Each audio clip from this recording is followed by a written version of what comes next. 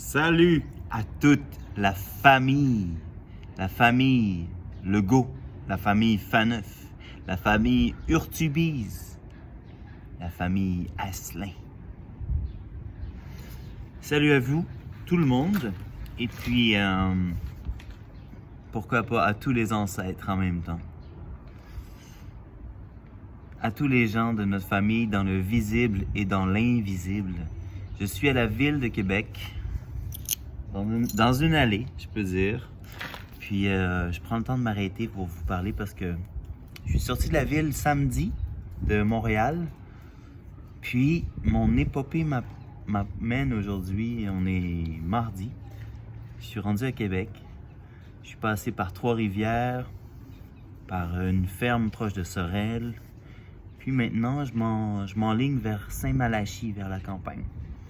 Puis c'est quelques journées en dehors de la ville, sont venus me chercher dans mon identité profonde de Québécois. Parce que parfois en ville, je me demande si même je suis Québécois, que suis-je? Je suis Montréalais, je suis Canadien-Français, mais que suis-je? Et qu'est-ce que ça veut dire même être Québécois? Mais en faisant un petit tour à la campagne, puis c'est ça, je me suis rendu compte que peut-être que je suis plus Québécois que je le pense. Puis peut-être qu'il y a une sorte d'identité québécoise qui est vraiment dure à toucher, dure à ce qu'on se rende compte qu'est-ce que c'est, à ce qu'on se reconnaisse finalement. Puis c'est ça. Puis en fin de semaine justement, pour moi c'est un peu un sujet tabou en 2022. Je dirais le nationalisme, la nation en tant que telle, simplement la nation. Qu'est-ce que la nation? Puis dans un contexte tellement postmoderne, qui est le contexte contemporain, qu'est-ce que ça veut dire aujourd'hui une culture, une langue, une nation, un État-nation, un argent, une religion? Qu'est-ce que ça veut dire? Qu'est-ce que ça veut dire être québécois dans ce contexte-là, être québécoise? Puis moi, dans le fond, j'aime pas trop comment l'État nous gouverne. Pour ne pas dire le gouvernement. J'aime pas trop le... C'est pas le gouvernement. J'aime qu'on soit organisé, mais j'aime pas me faire organiser. C'est comme contre moi-même. J'aime ça qu'on s'organise ensemble. J'aime pas ça me faire imposer des affaires. Puis, dans le fond, c'est la méthodologie. Pourtant, en tout cas, je veux pas partir sur des discussions politiques, mais il faut en parler.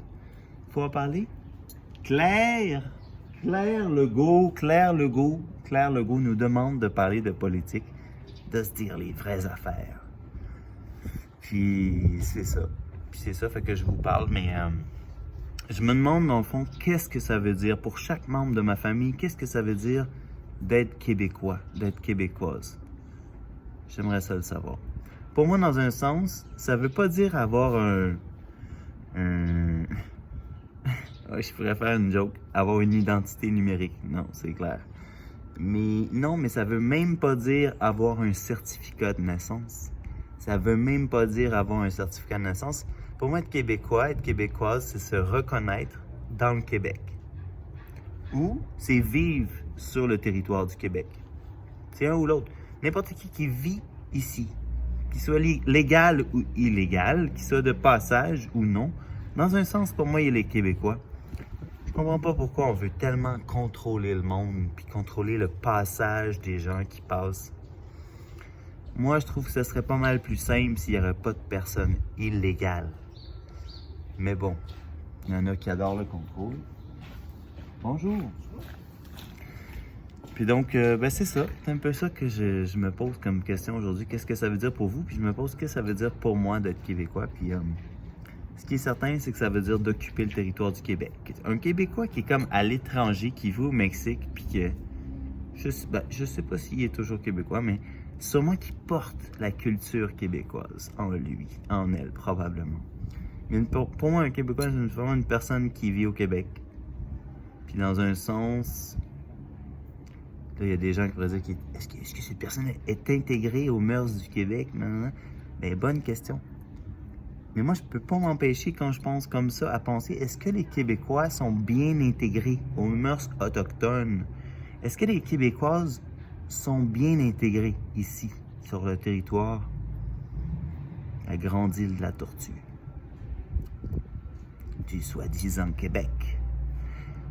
Fait que je me pose cette question-là, puis dans le fond, j'ai l'impression qu'on est dans une ère de rééducation, dans le sens qu'il faut relire l'histoire, parce qu'on en a perdu des bouts, puis qu'on s'est fait peut-être mentir, peut-être qu'on s'est menti à nous-mêmes, mais justement, pour moi, dans mon histoire, je pense qu'il manque des bouts. Je me souviens de la Nouvelle-France, comme si c'était le début de l'histoire dans les cours d'histoire. Dans le sens que c'était pas vraiment long le moment où est-ce qu'on parlait des 10 000 ans d'histoire ou plus des peuples autochtones, des nations autochtones. On commençait direct avec la Nouvelle-France, comme si ça avait été le début, non? Puis la conquête anglaise, comment ça avait chambardé nos vies. En tout cas, il manque pas mal de bouts dans l'histoire officielle, j'ai l'impression. Je pense qu'il faut que je m'arrête, je vais pas faire une vidéo trop longue, mais je voulais profiter de cet espace précis pour adresser la question de l'identité québécoise, puis pour poser une question de plus. Qu'est-ce que le peuple québécois? Qu'est-ce que le peuple québécois? Qui en fait partie et qui n'en fait pas partie? Je pose cette question philosophique. Puis, parce que ça m'apparaît une question fondamentale. Puis, je rajouterais PS, post-scriptum. Je ne crois pas que, au pays du Canada, Justin Trudeau devrait mener le processus de réconciliation des Canadiennes, des Canadiens avec les peuples autochtones.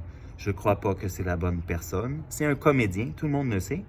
C'est pas la bonne personne. C'est le rôle du peuple québécois d'agir en conséquence et de se responsabiliser et d'assumer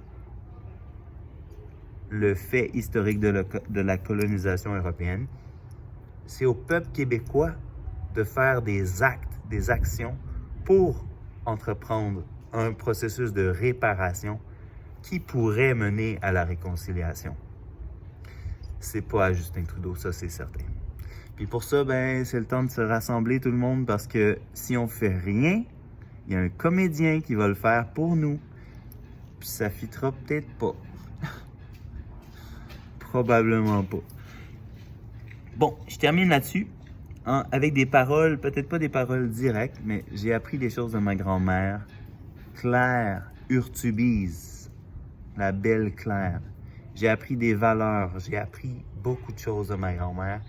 Puis, j'aimerais dire à toute la famille Urtubise, levons-nous, que les femmes de la famille Urtubise se lèvent, parce que sans elles, où sont nos vrais leaders, les leaders de la famille? Puis là, ben, j'inclus ma mère, Lucie Legault, dans les Urtubises, parce que bien sûr, c'est le nom de famille de la mère auquel on pourrait se référer dans certaines circonstances, et qui nous influence beaucoup dans notre vie, notre mère, non? Malgré que beaucoup portent le nom de famille du père. Puis donc, c'est ça, je termine là-dessus. Je termine là-dessus en disant que, dans le fond, j'aimerais savoir du fond du cœur. J'ai posé quelques questions dans cette vidéo, j'aimerais connaître les réponses. Et j'aimerais connaître aussi la vie des brouillettes. Alors voilà, puis j'espère qu'on pourra se voir en personne pour se partager nos réponses. Mais si jamais vous voulez faire une vidéo, je pourrais le voir, mais sinon on s'appelle, on se parle au téléphone, on s'appelle, on déjeune. Salut la famille, je vous aime, puis si vous avez quelconque autre réflexion par rapport à l'identité en